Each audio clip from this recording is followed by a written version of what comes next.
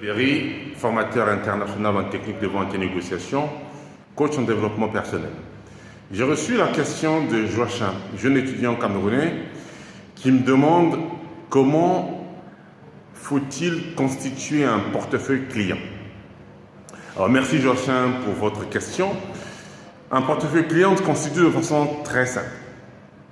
Il faut commencer par mettre sur une feuille Excel les noms de tous les clients que vous avez. D'accord? Pas les noms de tous les prospects, mais les noms de tous ceux qui sont vos clients.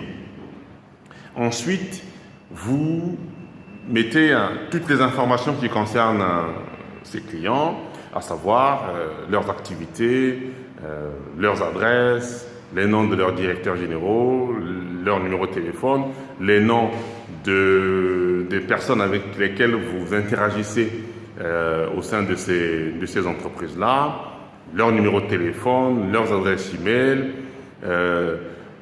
N'hésitez pas aussi, au cas où vous faites une gestion de clients par secteur d'activité, de bien mettre ceux qui appartiennent à un secteur d'activité donné dans un blog. N'hésitez pas non plus à mettre le chiffre d'affaires que réalisent vos clients pour que vous soyez assez informé sur le poids de chacun de vos clients. Ce qu'il faut dire aussi, c'est qu'une fois que vous avez mieux étoffé votre portefeuille client, il peut petit à petit s'orienter vers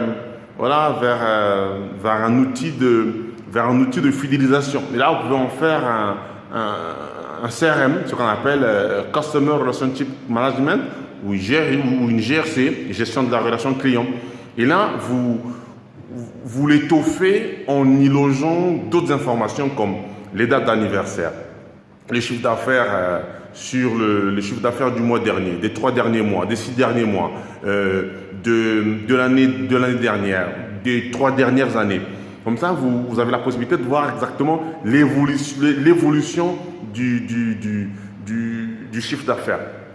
Aussi, si vous avez une gamme de produits d'à peu près 4 produits, c'est important de noter dans ce fichier-là les produits et ou services qui sont consommés par vos clients, de sorte à être en mesure de faire ce que moi j'appelle un gap analysis. C'est-à-dire, si vous avez par exemple un portefeuille de 20 clients, vous pouvez savoir du premier client au dernier quels sont les produits et ou services qui sont consommés et lesquels ne sont pas consommés.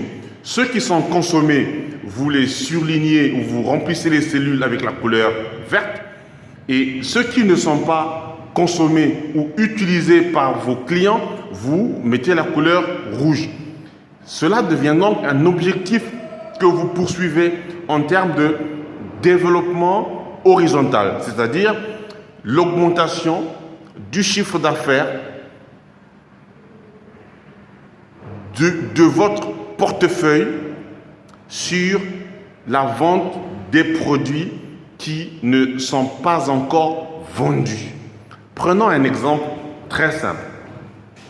Vous êtes une société qui vend des assurances.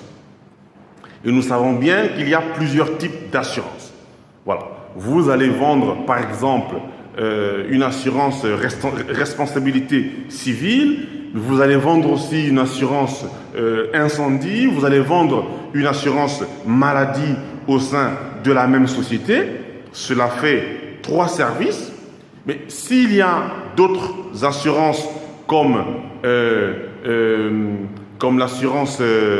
l'assurance rapatriement ou l'assurance études pour les enfants ou encore l'assurance retraite, et vous voyez bien qu'il y a là que vous êtes une société dont la gamme est constituée de 6 services.